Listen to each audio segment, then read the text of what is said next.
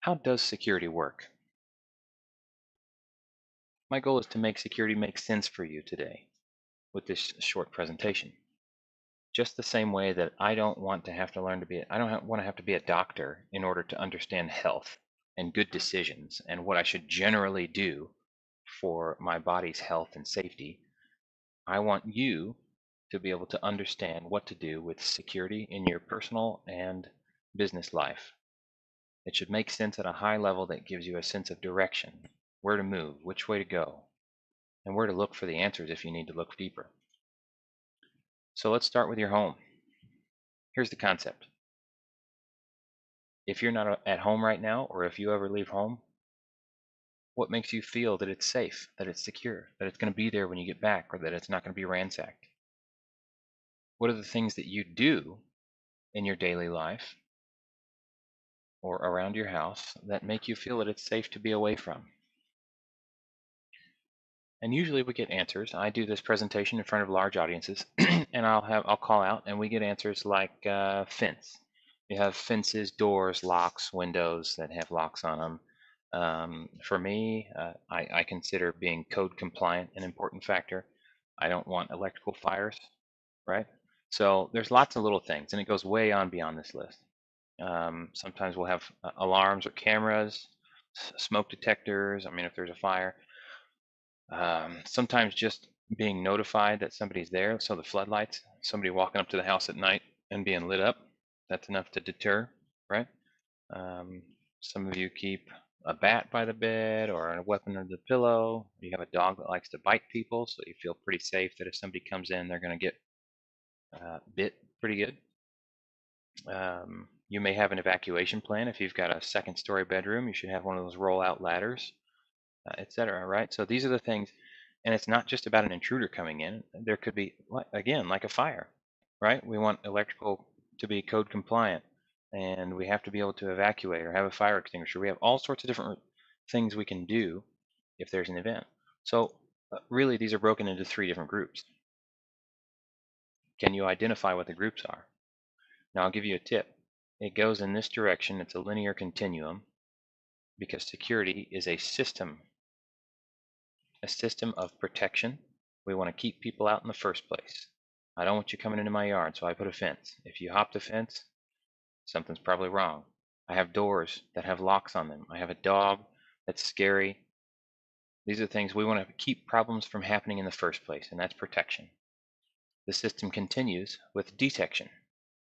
I want to know if somebody gets in there. If somebody's walking up close to my house at night, I want the floodlights to light them up. I want it to be obvious that somebody is approaching the house. I have an alarm, cameras, a dog that's going to wake up and bark and alert me, a smoke detector in case there's a fire again. And then what's this last column here? The third thing in this security continuum is response. We call the police, we grab a weapon, we sick the dog on the person, we go try to put out the fire, or if the fire is bad, we have to evacuate. So which one of these 3 is the most important? Ask yourself this question. Would you rather, and I want you to commit to an answer before you continue with the video here. Do you want to protect and keep everything out? Do you want to detect and know when something goes wrong? Or do you want to be able to respond really well and really take care of the problem? What's the most important thing to you? If you haven't decided yet, pause the video. Really, make a commitment here. Okay, let's dig in. Most commonly, people say protection is the most important thing. So if you find yourself in that camp, you find yourself among a lot of good company.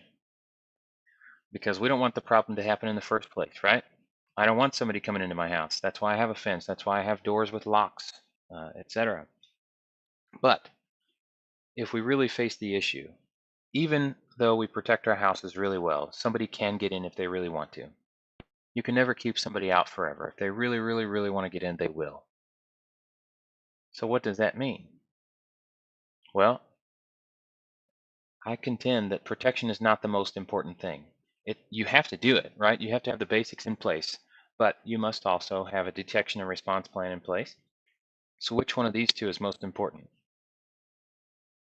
It's real good to be able to do something about a problem that crops up, but You can't do anything about it until you've detected it first. Let's use the smoke detector and a fire as the example. If I don't have a smoke detector or the batteries are dead, that makes my nose the default detector for a fire. So if I wake up in the middle of the night to a fire in progress, it's probably going pretty good. And I have to do what? Can I go put it out? Probably not. I have to evacuate at that point. So because my smoke detector either didn't exist or the battery was dead, I lost the ability to use a minimal response. No fire extinguisher for me. I have to evacuate with my family. And then I'm left standing on the street watching my house burn down. That is a way bigger response, way further down the line than I wanted it to be. So it's important that I have a smoke detector, right? So I don't know anybody who would go without a smoke detector in their home. They check the batteries, all that stuff. So why do we go without smoke detectors on our networks? Okay, so security, we need to protect, detect, and respond. Detection is the most important of the three. You have to have all three, but you also have to put a good focus on detection. Here's the point. Nobody has it covered. Attackers are getting in. We're taking this back to the networks. Okay, so now you understand security in relation to your house and the importance of detection in detecting problems so that you can respond. If it takes over 200 days on average for a company to detect a breach, where do you stand? Are you average, above average, or below average? Compare yourself to that number. And are you okay with that? Breaches are happening and people are not detecting it. So James Comey, director of the FBI, think what you want about him, but he said, and this is a quote, I liken them, referring to hackers, I liken them to a drunk burglar. They're kicking in the front door, knocking over the vase while they're walking out with your television set. If network intruders are making that much noise and people are not detecting them, then there is a serious lack of detection on networks. It is not uncommon. You are probably among many others who are not doing something to detect. So let's look at this. This is a security plan for your network, really high level. We have protect, detect, and respond across the top. Then we have three types of controls to apply for security: administrative, technical, and physical controls. Some examples are in the boxes. This is not a complete security plan. This is just an example to help you see. So security policies and training are administrative types of controls that protect you from having problems in the first place. You might have a see something, say something policy. There's lots of different things that can go in this detection box, but the question is, do you have something there? The response would be HR discipline, or administrative response for a breach might be cyber insurance, right? There should be lots of bullet points in each one of these boxes. That is your plan. This is something you could fill out and show to the board of directors and say, look, we do have a plan. We're covering all our bases. Now, some technical controls. You have a firewall, you have passwords, maybe two-factor authentication, etc. You got locks on your doors for physical controls, fire suppression systems, right? So this is the whole thing. Now, who is generally responsible? Again, I need you to answer this in your head while you watch the presentation. Who is generally responsible for security? Most people relegate that to the IT guys. There may be a director of IT, something along those lines. Only in larger companies is there really a C-level IT person. So where does most of that budget go? We relegate it to a technical team whose general focus is on protection. So we get a lot of money spent in this one box.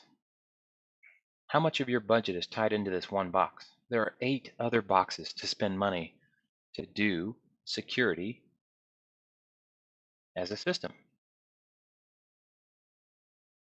Where is your money allocated? Most people that I find are overspending on technical controls. And what did we already learn? You cannot protect perfectly. So the question remains, what are you doing to detect problems? Most people are not doing enough to detect. You have to have the basics in place. They don't have to be overwhelmingly expensive. You don't need the latest and greatest toys for the most part. Some people do. You need the basic protections in place. You need to detect when there's a problem so that you can respond early. That is security done right. So number one, have you budgeted enough to put some money in each one of these boxes? And that's people's time, right? Time and money all fill this in. And then the second question is, have you misallocated funds? Are you over budgeting on this one box compared to spreading that out to some of the other ones? This is not a technical discussion. This is a business level discussion. Are you doing this right? So what do you do? Now that you understand the importance of this, what do you do? We ask 3 questions. And really, they go like this. What are you trying to protect? That's a big question. So it's not so simple, right? You need to protect user accounts. You need to protect databases, websites, SQL servers, all sorts of stuff. Critical data that your systems run on, that your people use every day. What are your relevant threats? Do you know? Do you know where to find that out? You need some sort of advisor to help you understand that. And then number 3, how comfortable are you right now with your ability to detect and respond to those threats? So threats are based on what you're trying to protect. You first have to know what you're trying to protect in order to determine what the threats are. Then you can ask yourself how comfortable you are with your ability to detect and respond. Guess who can't answer question number 3? It's the IT guy. This is a business level question. Now, that person can help you answer these first 2, but number 3 is for business executives only, because accountability lies with executives, not with the IT guy. Public accountability. So, what you do is you start with that information. You have to be able to find the answers to these, and then you do an assessment to find out what's your you load it with your high impact items, and then you need to assess what is the likelihood that we're going to have an incident in the next 12 to 18 months on one of these high impact assets. And the higher up to the right that you get on that graph, the sooner you need to take action. So, do you know how to answer those questions? Ultimately, that's the sort of stuff a board of directors wants to know. There are 4 things they want to know at regular check-ins, regular meetings, quarterly, semi-annual, whatever they are. They need to know about security. They need to know what are the top 3, 5, 7 threats, right? What are the most relevant top threats the organization faces? What is the impact that those threats could have on the organization if they were taken advantage of? And what is the likelihood of those impacts occurring to the business? And are we trending up or down in security? If you can't answer those 4 questions for your board, you need to dig back into these 3 questions. You need to find a way to answer them. And if you can't figure it out right now, you need to have somebody else help you do that. You need an advisor, a security advisor. So give the board of directors the answers that they need with a security risk assessment. Get started. Most small businesses just need a basic thing. There's lots of basic stuff that is not being done security-wise. So I hope now you have a high level understanding of security, how to do it in a business. I'm not giving you the details. This is just the direction you need to go. You need to focus on detection. Get the basics in place to protect. Focus on detecting problems when they get through your defenses, and then have a response plan in place. That's it. That is security in a nutshell. Super simple. Let me go back to this chart. You can take this to the board of directors once you start dropping bullet points in and use this as a discussion piece because they are craving to talk about security. Okay? So the next answer is find somebody who can help you get an assessment. Got to figure out where you stand so that you can start answering those questions.